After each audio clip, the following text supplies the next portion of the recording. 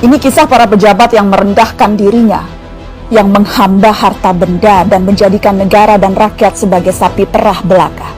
Saat kita semua menahan diri untuk melakukan ini dan itu, yalah beberapa politikus dan pejabat kita malah tetap bernafsu untuk nodong sana-sini, ngutil sana-sini. Saat kita semua mencoba bertahan di tengah badai, jungkir balik melanjutkan hidup saat semuanya begitu sulit, para politikus dan pejabat juga tetap berakrobat dengan anggaran.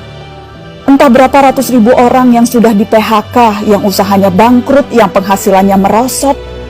Tapi itu tak mengurangi nafsu para pejabat rakus yang tidak punya harga diri.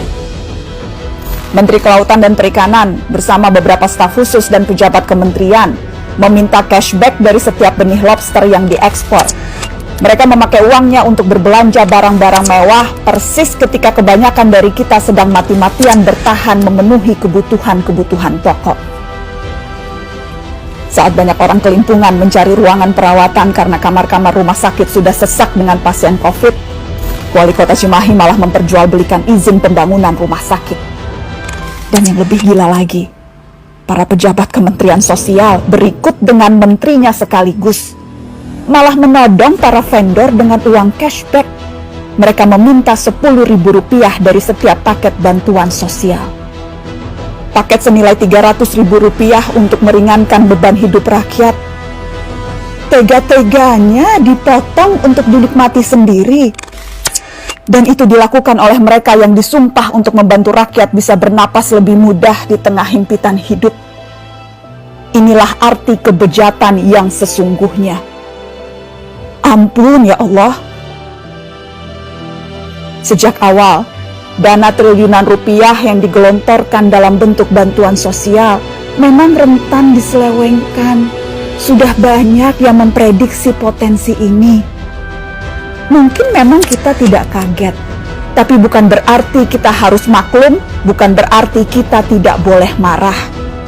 Kasus-kasus korupsi di tengah pandemi membuktikan kompas moral para politikus dan pejabat kita memang sedang berada di titik terendah. Bahkan pandemi yang membunuh banyak orang, menyengsarakan banyak orang, tak membuat para pelaku menahan diri dari hasrat memperkaya diri sendiri. Pandemi justru menjadi peluang untuk menggarong lebih banyak. Kegentingan dan kedaruratan justru jadi ruang baru untuk bertindak lebih brutal, lebih banal, lebih ugal-ugalan, dan lebih tidak tahu malu.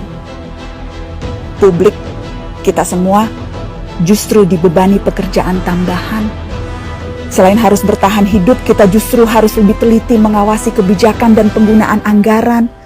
Tambah capek, tambah pegel, tambah frustasi. Tapi pilihannya tidak banyak. Semakin kita apatis, semakin senang mereka menggasak uang negara.